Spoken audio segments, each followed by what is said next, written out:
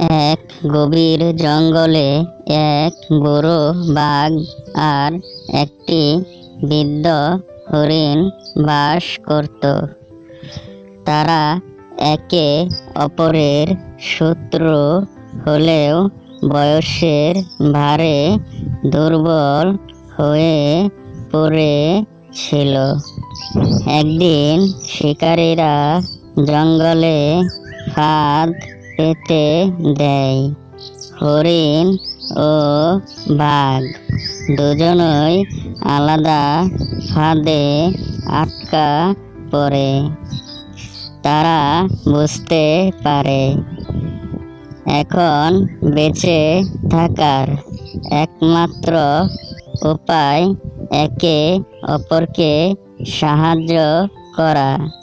হরিণ তার নিজের শিং দিয়ে বাঘের ফাঁদ কেটে দেয়, আর বাঘ তার দাঁত দিয়ে হরিণের দড়ি কেটে দিয়ে তারা মুক্ত হয়।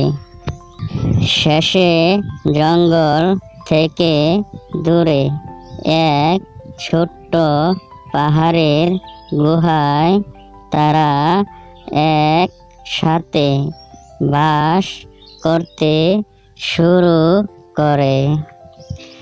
শত্রুতা ভুলে বন্ধুত্বের এক নতুন অধ্যায় শুরু করে।